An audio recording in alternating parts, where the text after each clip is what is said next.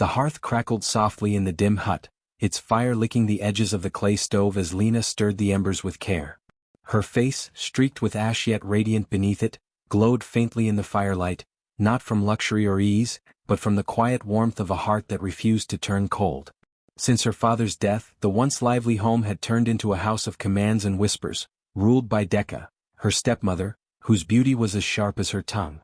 Decca's daughters, Nyari and Sephu, strutted about as if the walls belonged to them, their laughter echoing through the corridors whenever Lena stumbled with a heavy pot or dropped a broom.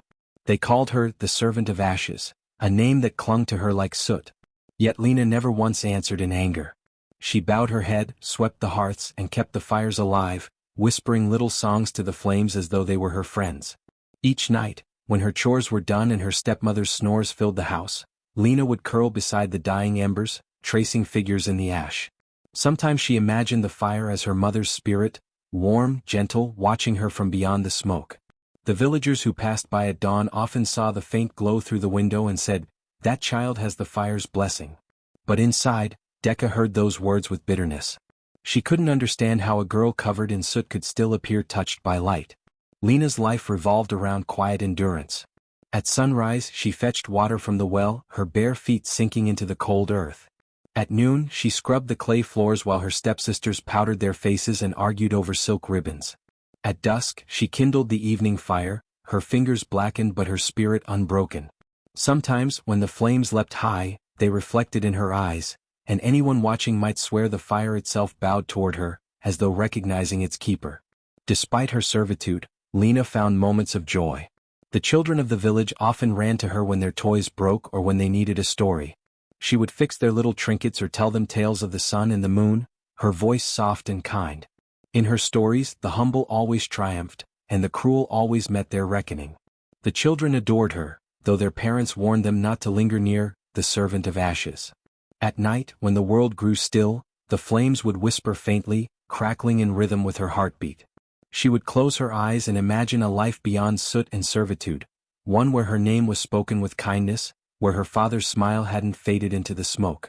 The ashes that clung to her skin became her armor, the warmth her only comfort. But fate, like fire, is unpredictable. While Decca preened herself before the grand mirror she had inherited from her ancestors, a mirror said to reveal not beauty but truth, Lena's quiet light began to grow brighter, though she didn't yet know it. For in every story of darkness and dust, there comes a moment when the flames remember their keeper. And soon, the ashes that had been her chains would become her crown.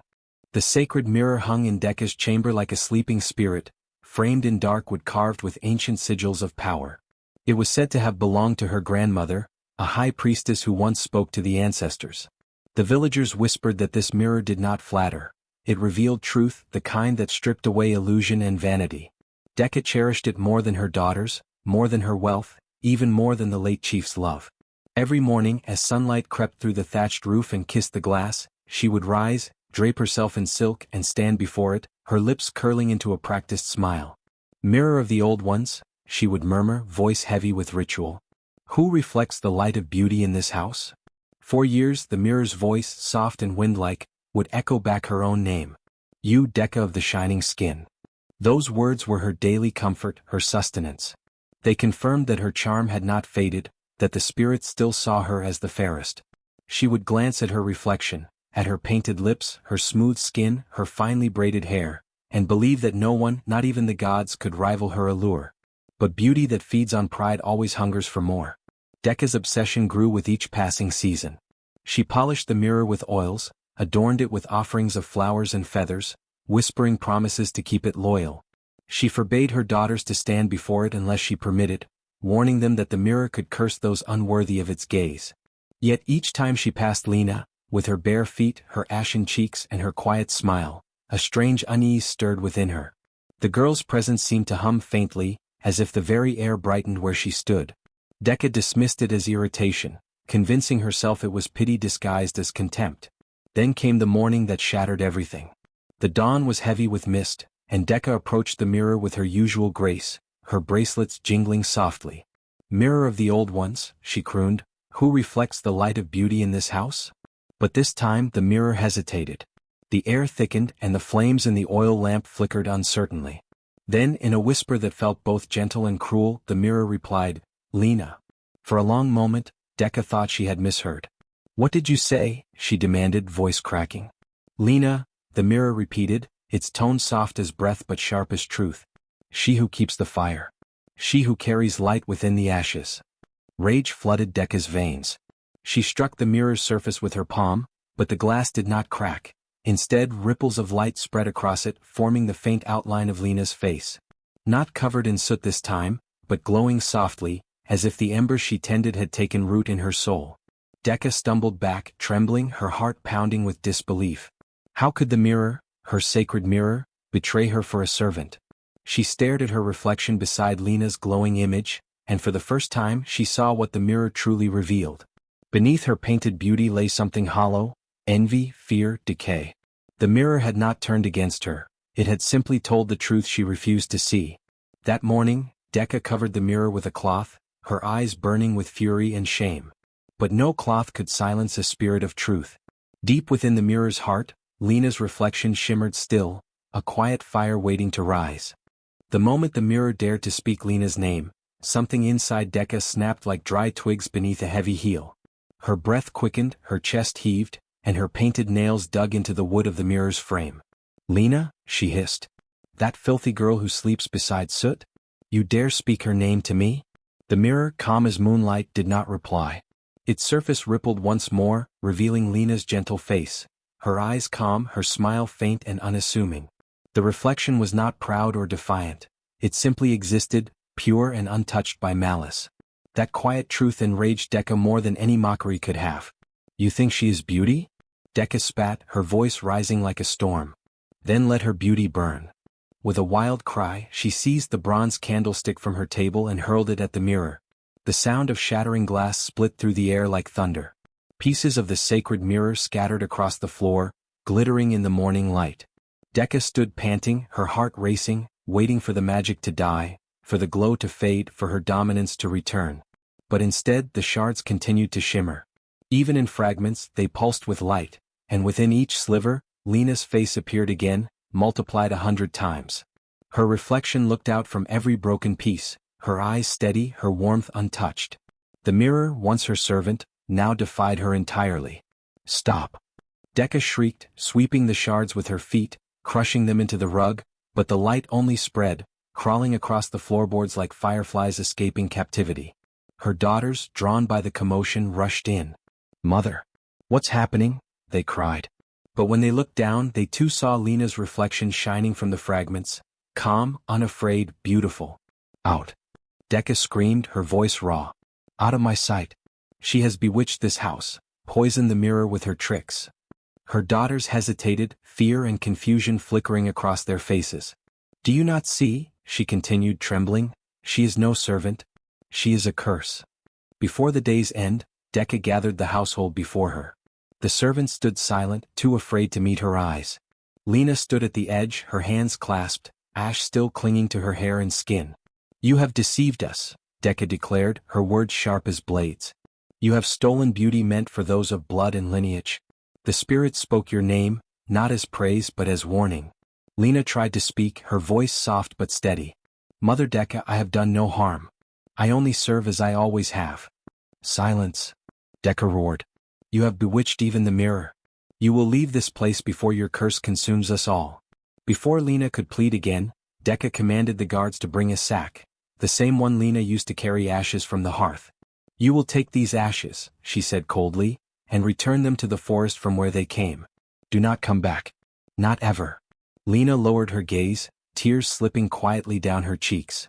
She did not resist. She gathered the ashes, remnants of all the fires she had tended, all the warmth she had kept alive for those who despised her. Slinging the heavy sack over her shoulder, she stepped out of the house that had never truly been her home. As she walked toward the forest, the evening sun caught the broken mirror's light, scattering it across the courtyard like fallen stars. The fragments shimmered softly, each one whispering her reflection, a quiet defiance against injustice. And though Decca slammed her door shut, trying to block out the glow, the shimmer did not fade. It lingered on her walls, on her skin, and even in her sleep, the truth she tried to destroy refusing to die. In the deep silence of the forest, Leone wandered until her legs gave out beside a dying fire pit. The ashes she carried spilled into the dirt, mixing with her tears as she tried to understand what she had done wrong. The forest stretched endlessly around her, dark, thick and breathing. Each gust of wind felt alive, brushing against her skin like invisible hands. The trees creaked as if whispering among themselves, their voices low and rhythmic, like the murmurs of old women weaving secrets into the night. Leone shivered, clutching the small piece of broken mirror she had found still clinging to her sack, its surface faintly glowing despite the darkness. Then, from the shadows, came a sound unlike any she had heard before, a harmony of whispers rising and falling in the air. Her name floated through the wind, soft but sure. Leone. She froze. Leone, child of the mirror. Her breath caught. The trees themselves seemed to speak, their roots pulsing faintly beneath the ground. The fire pit flickered to life for a moment, a single ember glowing gold before fading again. From that ember rose a faint shimmer, a face formed of light and smoke. Then another. And another.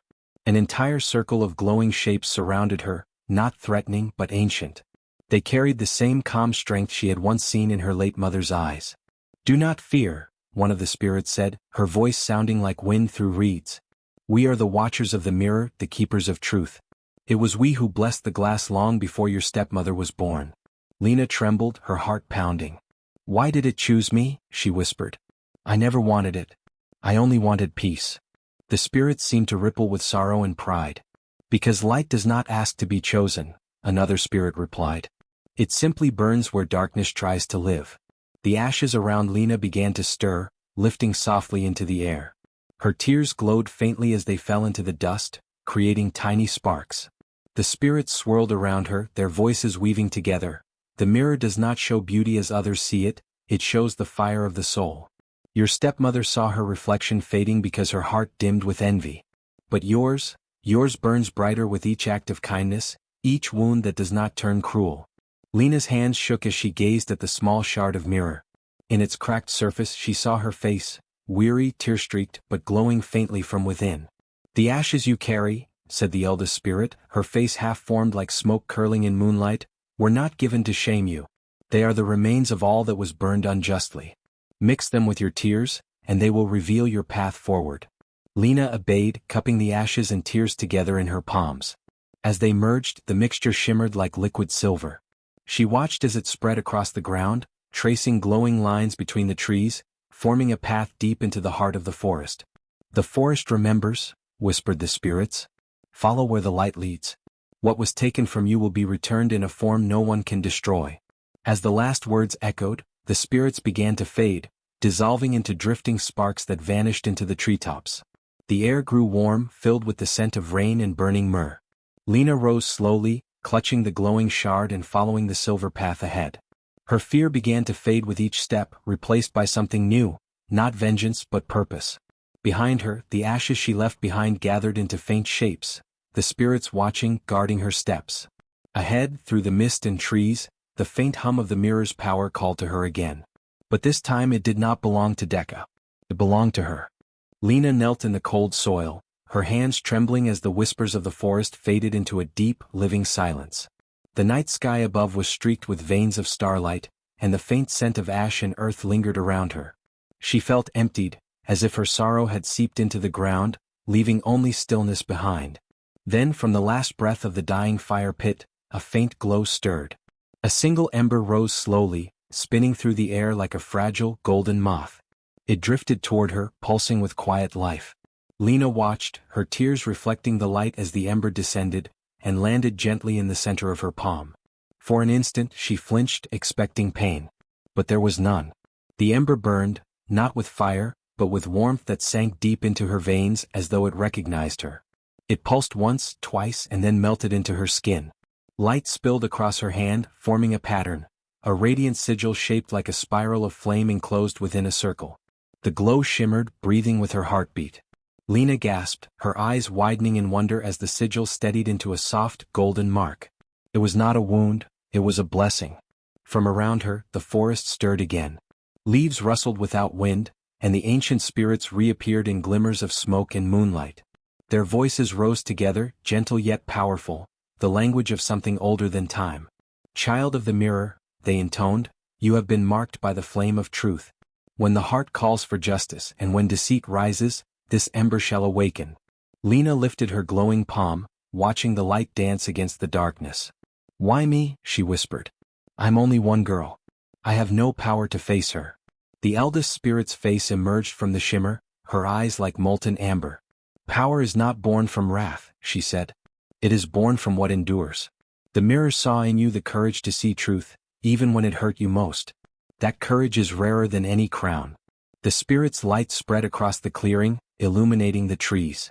For the first time, Lena noticed carvings upon the trunks, symbols of circles and flames, faint but familiar, as though they had been waiting centuries to be seen again.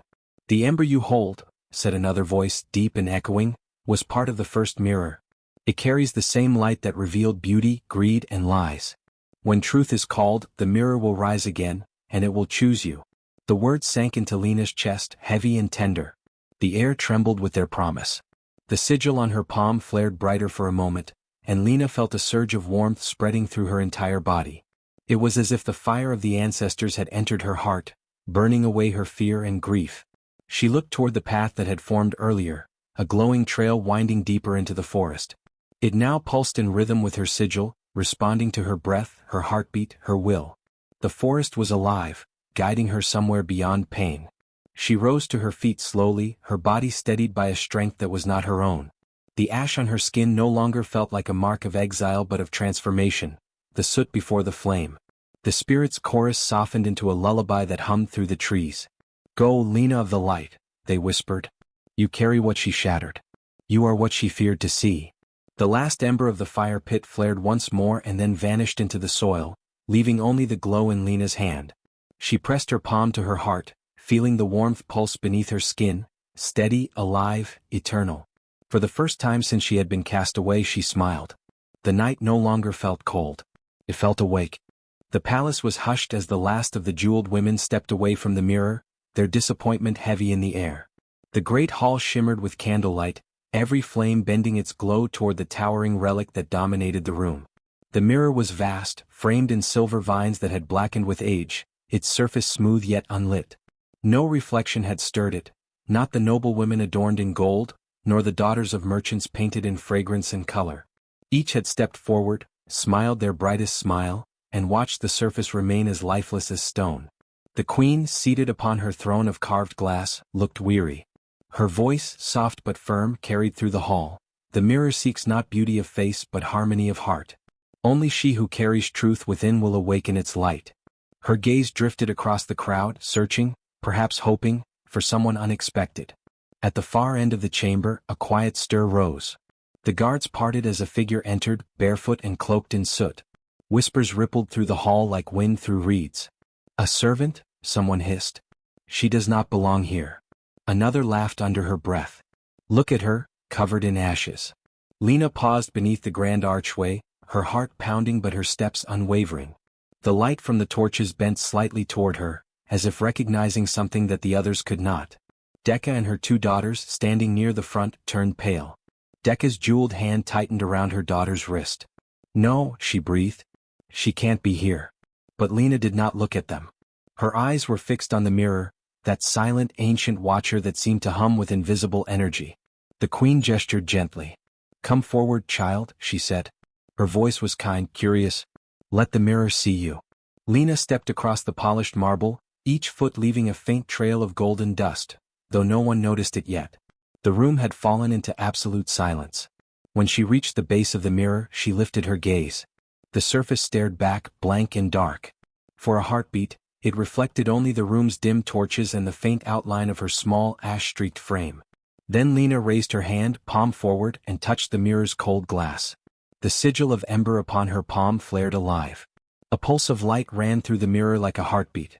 The glass trembled, shuddering as though it were taking its first breath after centuries of sleep.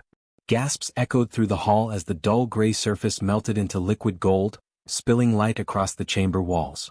The reflection of the crowd vanished. All that remained was Lena, glowing with a radiance that poured from within her. The soot on her skin fell away in soft bursts of ash, revealing warmth and light beneath. Her eyes, once gentle and tired, now burned like twin suns. The mirror spoke, its voice layered and resonant, carrying the tone of ages. Lena, daughter of flame and truth, the reflection you bear cannot be broken. You are the harmony between shadow and light. The crowd fell to their knees, stunned into reverence. Even the queen stood, her crown trembling with the weight of the moment. She descended the steps from her throne, her gaze filled with awe. When she reached Lena, she bowed deeply, a gesture no one had ever seen from her before. The mirror has chosen, she said quietly. And in its light, we see what beauty truly is. Decca's voice cracked from the crowd. No, she shouted, her painted face pale with terror. She is nothing. A servant of ashes.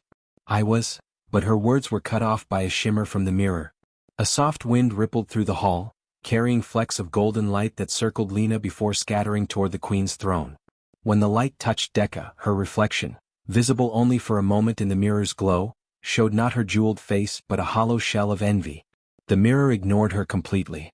Lena looked toward her stepmother, her expression not of triumph but of quiet compassion. Truth does not need crowns or silk, she said softly. It only needs to be seen. The queen smiled faintly. Then let it be known, she declared, her voice echoing through the golden light, that the mirror's choice is final. The daughter of flame and truth shall stand as keeper of its reflection, the one whose heart restores balance. As the mirror's glow began to settle, the light gathered around Lena like a cloak of dawn. Every mirror in the hall, from the smallest hand glass to the great panels on the walls, shimmered with her reflection, each one softer, purer, and brighter than the last. For the first time in generations, the ancient mirror of the realm had spoken, and it had chosen not the fairest of face, but the truest of soul. You said. Decca's fury erupted like a storm.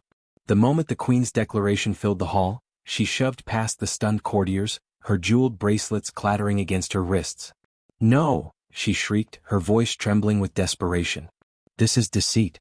This is witchcraft. Her steps echoed harshly against the marble as she stormed toward the golden mirror, her gown trailing behind her like a shadow that refused to be left behind. Her daughters cried out for her to stop, but Decca could hear nothing except the pounding of her own heart and the whispers of her pride.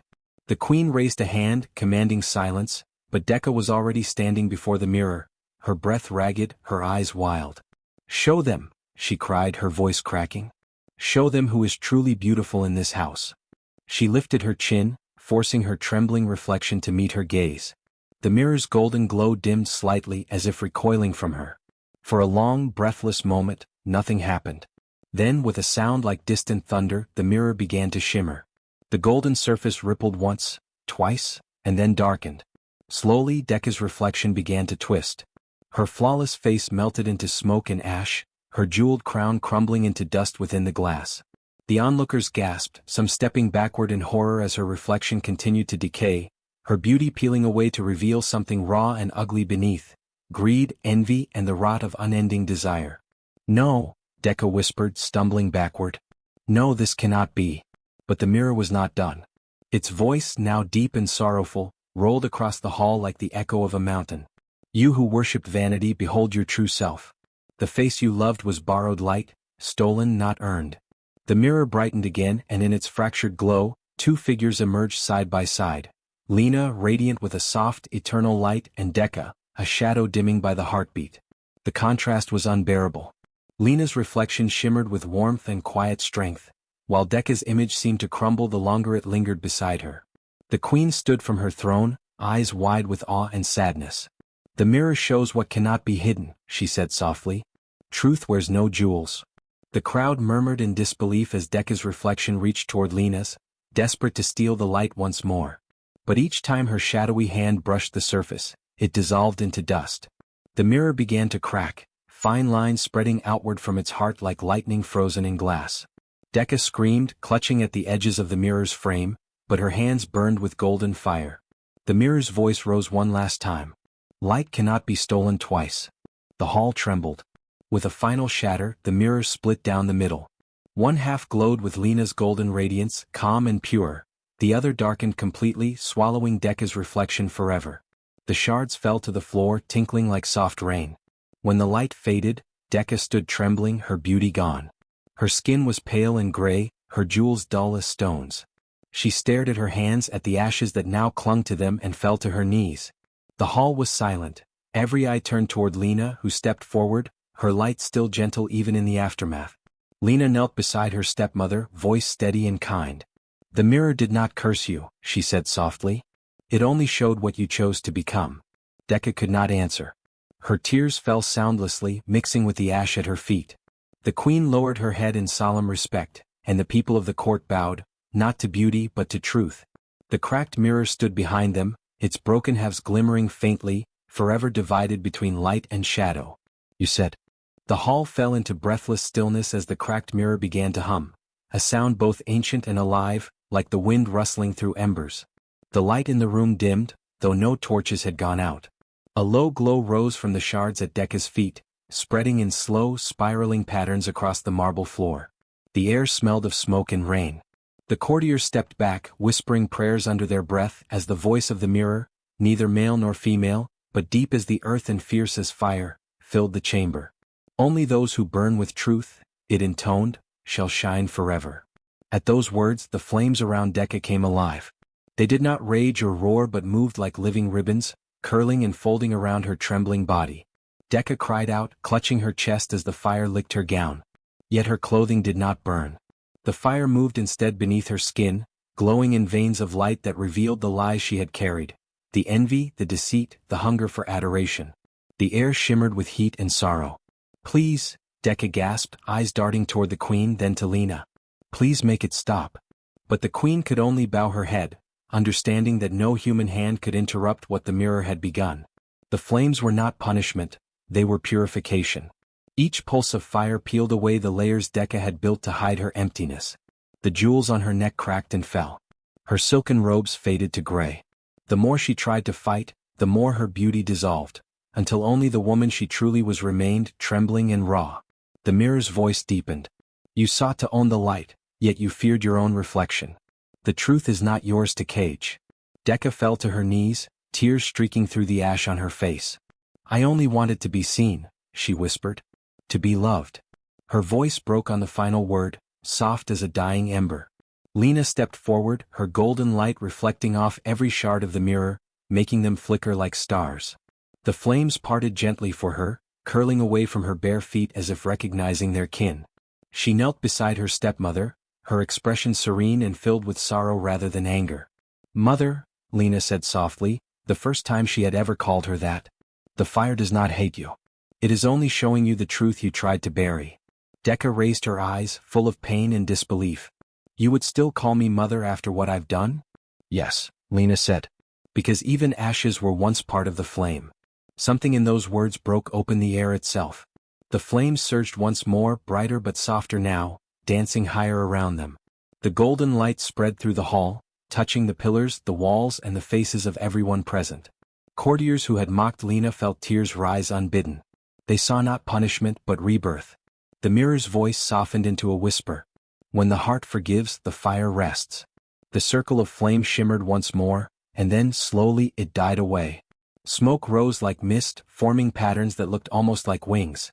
When the last ember faded, Decca knelt in silence. Her once proud features were plain now, lined with exhaustion, but her eyes were clear for the first time in years. Her hands trembled as she looked at Lena's outstretched palm, the same palm that bore the ember mark of truth. "I have nothing left," Decca said quietly. "You have yourself," Lena answered, helping her rise. "And that is where light begins." A single beam of sunlight broke through the window, striking the fractured mirror. The shards glowed one final time, merging into a smooth surface once again, not perfect but whole in its imperfection. Within its depths, two figures stood reflected, one of shadow learning to forgive herself and one of flame teaching the world to heal. The queen stepped forward, her eyes glistening. "The mirror has judged," she declared, "and truth has prevailed." The hall erupted into hushed reverence. Musicians set down their instruments and servants knelt, whispering prayers of gratitude. The scent of ash lingered, but it no longer smelled of ruin. It was warm, alive, like the earth after rain. Decca turned to the crowd, her voice trembling. "I see now that beauty is not what the eyes behold but what the heart reflects." Lena smiled, her light gentle and golden, like a sunrise returning after endless night. "Then let us reflect peace." And in that moment, the flames that had once been judgment became light. They rose around the two women in soft spirals, embracing them both before fading into the air. The people would later say they saw a figure of fire and a figure of ash standing together. One forgiving, one redeemed, as the mirror of truth sealed itself in golden silence, forever guarding the lesson of that day. Those who burn with truth shall never be consumed, only reborn. You said. Generations passed and the story of Leone, once called the servant of ashes, became more than a tale. It became a living breath in the heart of every household in the kingdom. Her name carried softly through the years, whispered by firesides, sung by grandmothers, and woven into the songs that mothers hummed while braiding their daughters' hair. The palace that had once witnessed the mirror's judgment stood silent and proud, but its mirrors never again reflected lies. The people remembered that day not for the fire that burned but for the light that forgave. In the village below the palace, children gathered around the hearth as twilight painted the sky in hues of rose and ember. The oldest women, their eyes clouded but their voices strong, would begin as they always did. Long ago there was a girl who slept among ashes, yet her heart glowed brighter than gold. Every listener knew the story by heart, yet they leaned closer each time, as though the ashes themselves might whisper something new. They imagined Leone, kneeling beside the hearth, her fingers blackened by soot, her smile soft and unbroken. They imagined her stepmother Decca, proud, then broken, then reborn, and the mirror that had once spoken the truth of all hearts. But the tale did not end there. It grew as all living stories do, changing with each generation but never losing its light. Some said that after the flames of judgment faded, Leone became the queen's counselor, not of politics but of spirit. Others claimed she returned to the forest, to live among the whispering trees that had once spoken to her. There were even those who believed she became one with the ember that blessed her, turning into a spirit of flame, watching over every woman who forgot her worth, every girl who hid her glow beneath the ashes of fear. In time the people stopped calling her Leone alone. They called her she of the ashen light, the guardian of truth's fire. Her story became a ritual of remembrance. On the first night of every new moon, when hearths were lit to chase away darkness, families would leave a small bowl of ash by their doorway and whisper, "Light within never dim. Ashes fall but truth burns bright." And somewhere deep in the silence of the night, the embers would flicker, as if answering. The kingdom of Aruma, once filled with vanity and pride, began to change after Leone's time. Mirrors, once used to measure beauty, were covered during ceremonies of mourning and truth-telling, for they reminded the people that reflections could lie unless hearts were pure.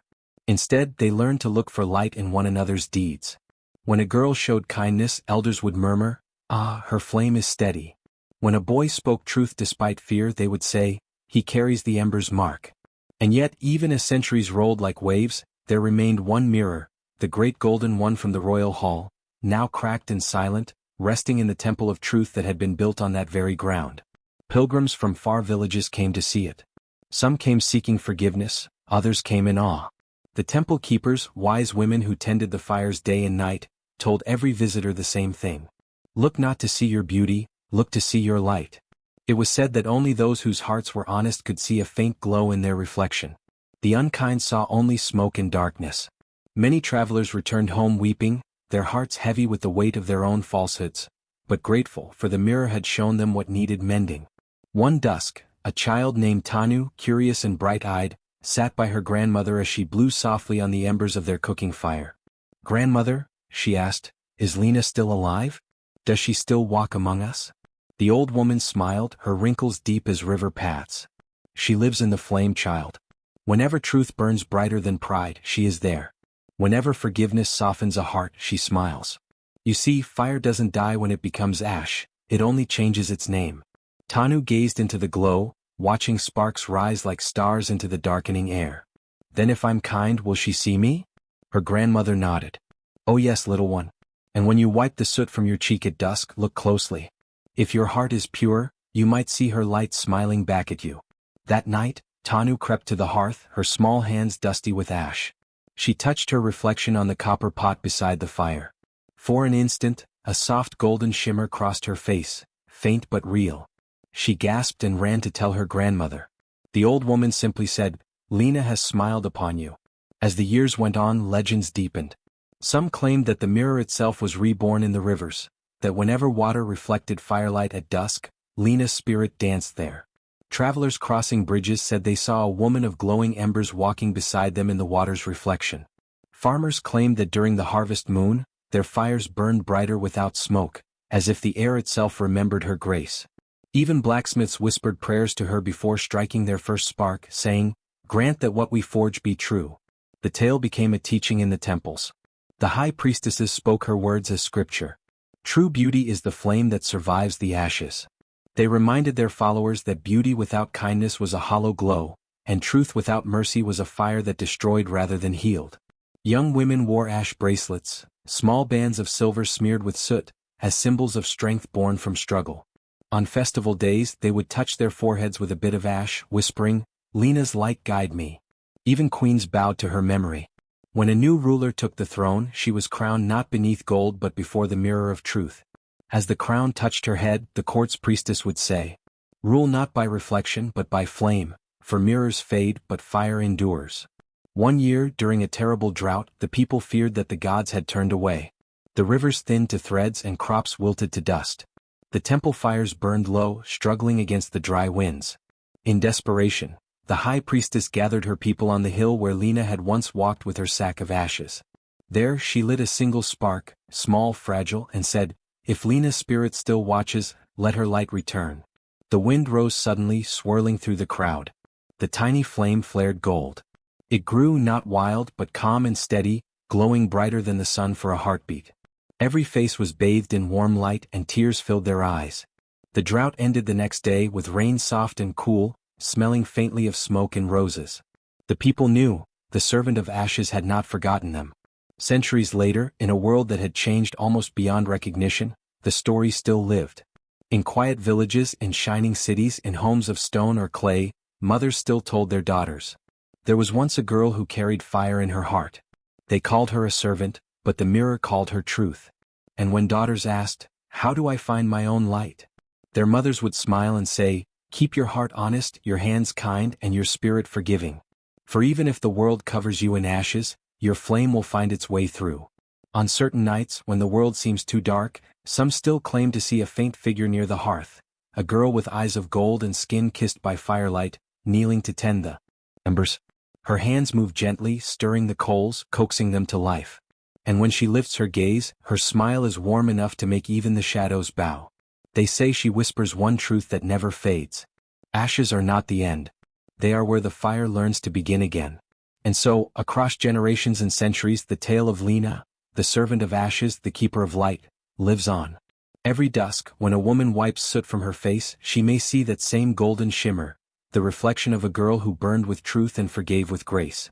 Her name may fade on lips, but her lesson remains eternal. True beauty is the flame that survives the ashes. For only light born of love can never die.